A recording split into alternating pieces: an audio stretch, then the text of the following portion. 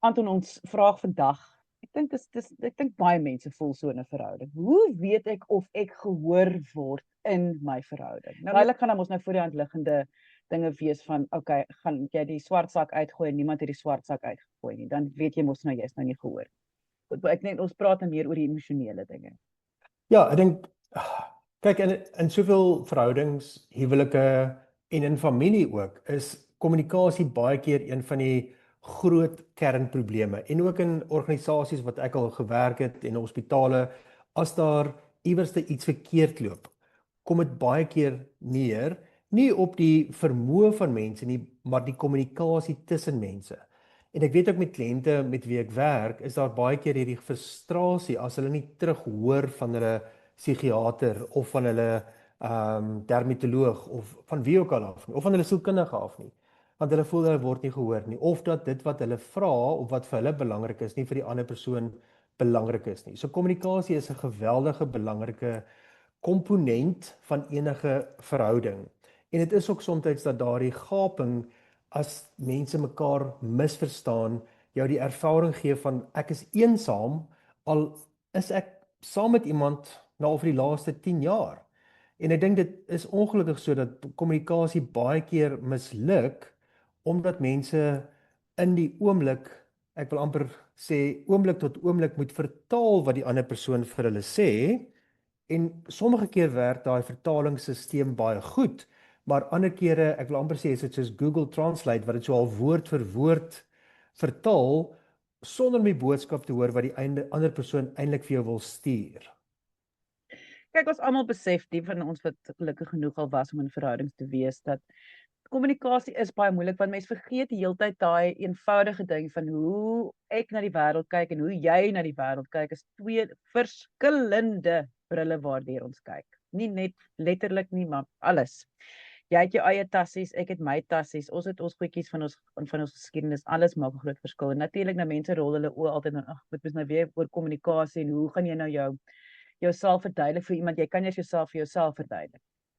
En werk 'n mens dan konteks van een konteks na die volgende, of moet 'n mens wanneer 'n mens met mekaar kom alles uitgooi, so half net splurge of net so half uitgooi op die ander persoon en alles probeer verduidelik in een slag? So, dis 'n moeilike een, Lise, want dit is hoe elkeen mekaar hoor. En weer eens, soos jy sê, elkeen kom met hulle eie tassies, elkeen kom met hulle eie idees. In een gesin is die goue reël en nie noodwendig gesproke reël nie, alles moet altyd goed gaan. Ons moet vrede hê, en as daar 'n teken van konflik is, dan hardloop almal na die kamers toe en sluit die deure. In 'n ander gesin is dit dalk baie meer hulle is baie meer geneig om dinge duidelik en hardop te sê en konflik met mekaar te hê en argumente, maar dit mag 'n baie gelukkige gesin hê, want hulle is gewoond daaraan om hierdie dinge uit te sorteer in die oomblik, soos jy sê, dit uit te gooi daar buitekant. Maar elkeen leer om anders te praat, hulle self te formuleer, maar ook om anders te luister. En ek dink dis belangrik om te dink aan, kom ons sê maar 3 lae van kommunikasie. Die eerste is dit net die woorde. Dis laag 1. Iemand sê ek is moeg en iemand, die maat hoor die woord, okay, jy's moeg. Die tweede gaan meer in terme van die ervaring, wat dalk sê ek is uitgeput en ek voel net onderste bo, en die maat kry meer die boodskap van hoe jy voel, jou ervaring. Maar die belangrike derde deel, en dis waar dit baie keer mense mekaar mis, is wat beteken dit? En dit mag dalk beteken, as iemand sê ek is moeg, mag hulle sê ek voel asof ek alles dra. Ek voel nie net emosioneel uitgeput nie, maar iewerste is dinge nie reg nie, dat dit net vir my hierdie las in my lewe geraak het. En ek dink die belangrike gedeelte van laag 3 wat dit gaan oor betekenis, dit gaan nie oor die woorde nie, dit gaan nie net oor die vertaling van die woorde nie, maar dit is regtig dat die ander persoon vir jou validasie gee, dat hulle vir jou erkenning gee, dat dit vir hulle sin maak wat jy ervaar, en nie net sê nee maar, okay, wag, kom ek kry gou vir jou bietjie van 'n ons reël vir jou Vitamiene B inspuiting of so dat jou energievlakke kan opgaan nie, want dit gaan nie noodwendig daarvoor nie. Ek dink Carl Rogers, weet, een van my gurus in sielkunde, wat baie werk gedoen het in terme van om teenwoordig te wees in kommunikasie, in terapie, maar ek dink ook in enige ander settings, het gepraat van 'n empatiese verstaan. Met ander woorde, dit is regtig dat jy nie net met jou ore luister nie, nie net met jou verstand luister nie, maar ook met jou hart luister na wat die ander persoon sê. En ek dink dat mense wat voel hulle word gevalideer, dat daar ook empatie is met wat hulle deurgaan. Daardie paartjies rapporteer 'n baie hoër verhoudingskwaliteit en tevredenheid as wat mense voel die ander persoon het nie empatie met hulle nie en verstaan nie regtig wat is die boodskap wat hulle probeer oordra nie.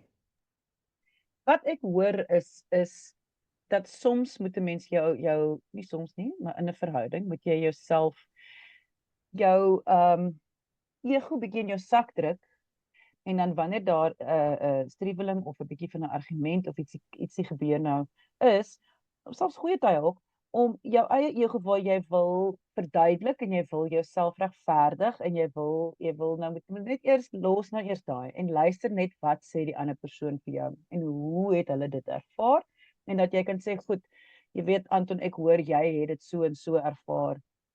Dis nie noodwendig om jammer te sê nie. Jy gaan ook 'n kans hê om jou eie verduideliking te gee, want die ander persoon moet ook vir jou gun om te verduidelik hoe het jy die situasie gesien.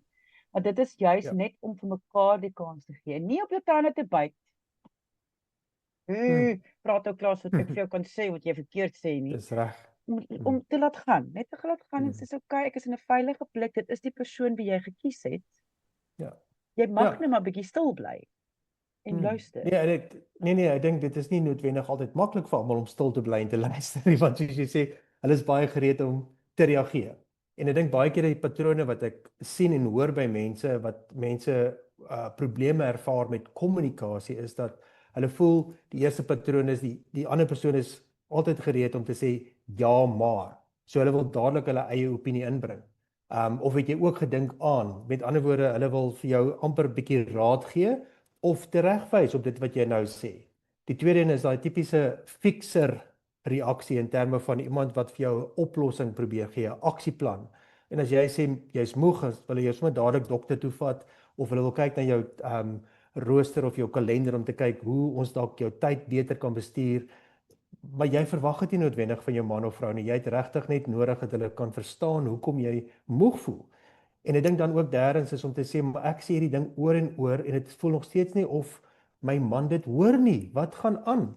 En dit skep later hierdie gevoel van of wanhoop of dat die ander persoon nie omgee nie of dat my vrou net selfsugtig is want sy luister en sy hoor nie regtig wat ek sê nie.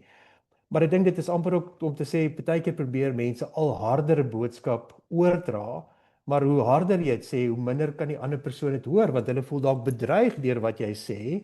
En ek dink dit is daai ervaring ook dat dit gaan nie net om gehoor te word nie, dit gaan in terme van hoe jy sekere dinge oordra. En sommige keer moet jy dalk gaan sit en dalk eers jou gedagtes neerskryf en dit die boodskap wat jy wil oordra, dalk net bietjie moet dink aan ander maniere hoe om dit oor te dra, want dit gaan nie net oor die ore van die ander persoon nie, dit gaan ook oor jou mond, dit wat jy uitdruk. En ek dink die ander ding, net iets wat jy daar gesê het wat ek by wil aansluit, Lise, is dat daar's ook interessante navorsing wat wys goeie kommunikasie is baie keer waar mense die ervaring het dat as daar iets goed is dat die partner 'n baie positiewe reaksie het of iets wat positief gebeur het in hulle eie lewe. Of dit 'n bevordering is of dit iets is wat hulle suksesvol gedoen het of dit iets is wat hulle gesien het wat vir hulle baie mooi is. En daardie positiewe reaksie, dit is amper asof dit nie net 'n validering is nie, maar 'n waardering is in terme van wat hierdie ander persoon bereik het. Dit is 'n baie sterk voorspeller vir verhoudingskwaliteit eerder as hoe mense op negatiewe nuus reageer. Dis 'n baie interessante ding wat jy daar sê, want weer eens as mens gelukkig genoeg was om ooit in 'n verhouding te wees, dit almal sal vir jou sê dit is nie altyd noodwendig die argumente waar die grootste probleem lê nie. Dit gaan oor daai goeie tye waar jy vir jou vrou sê die aand, "Jessie, vandag het my baas vir my gesê dat my tikwerk was uitstaande gewees." En die vrou wat net gaan, "Ja, okay, maar jy moet die kinders gaan pad nou. Ek het nie nou tyd hiervoor nie. Jy moet dit gaan pad net die kinders dat ons net kan klaar kry vir die aand." En seker klein goedjies kan 'n mens tog instinktief indink. Goeie nuus is tog die fondasie van wat ons almal dink, almal gaan nou goed reageer daarop. En as mens nie eers daar kan vir iemand die validasie gee nie, dan is dit kan nogal 'n groot probleem wees. Absoluut. En ek dink baie keer sê mense ek voel ek word nie gehoor nie. Wat ek baie keer dan terug sê is, maar wanneer laas jy ingecheck met jou maat hoe dit met hulle gaan? Want jou lewensmaat voel dalk ook hulle word nie raak gesien en erken nie, want jy wil so graag gehoor word. Okay? En dit is nie dat jou betekenis wat jy wil oordra, jou kommunikasie die probleem is nie. Dit is net om te sê dalk het jy soms nodig om iets te gee as jy graag iets wil teruggee. En as jy dalk incheck met jou maat, hoor jy dalk hulle is net so moeg en hulle is net so oorlaai en dis dalk hoekom dit ook vir hulle moeilik is om tyd te maak om te luister. So die verantwoordelikheid wat jy neem in jou kommunikasie is eerstens om te dink hoe jy sekere goed kommunikeer, maar hoe jy ook self luister. Want ek dink baie kere is daar misverstande wat ontstaan omdat albei mense dalk net nie op dieselfde bladsy is nie, maar ons besef dit nie noodwendig nie.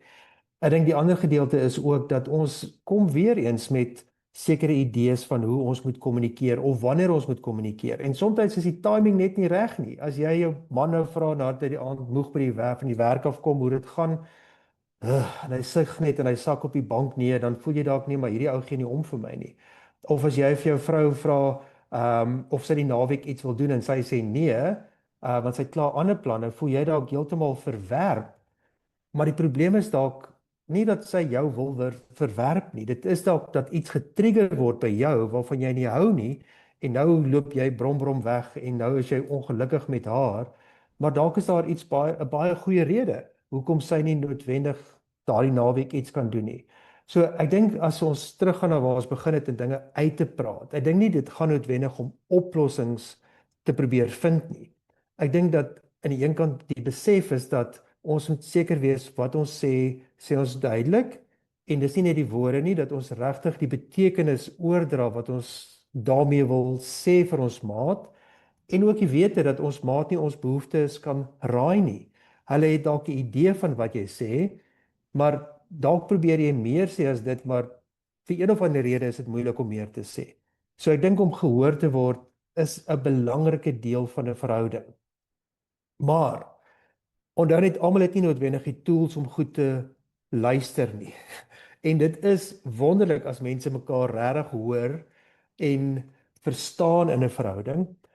Maar ons kom nie in 'n verhouding in dat ons noodwendig die vaardighede het om goed te kan kommunikeer of te kan luister nie. En soms is dit 'n belangrike deel van die verhouding om te groei. En soms kom sien mense my om te sê, eerstens, ek praat, maar ek word nie gehoor nie. Maar die tweede keer is dit ook dat iemand na my toe kom en sê, ek verstaan nie wat my vrou vir my sê nie, en sy raak kwaad vir my. So dit is dat daar sekere vaardighede is wat kan groei, kan ontwikkel, en soms het mense die tools nodig om te luister na wat is daar agter die woorde, wat is die betekenis van wat iemand probeer oordra vir ons. Indien jy 'n vraag het en ek kan dink dat baie mense het vra na hierdie gesprek, indien jy 'n vraag het kan jy e-pos stuur na lise@wieisek.co.za. Ek sê baie dankie aan Anton Bemer, hy's 'n kliniese sielkundige in Stellenbosch. Al sy besonderhede is beskikbaar by hierdie gesprek. Gaan kyk gerus daar, wonderlike webtuiste waar jy sommer afspraak direk van die webtuiste af kan maak en dis baie lekker en kan lees daaroor om. Gaan gerus soontoe en dan dankie dat jy ingeskakel het. Deel asseblief die gesprek. Mense weet nooit wie het nodig om hierdie te hoor nie. En ja, die heel belangrikste, kyk mooi na jouself.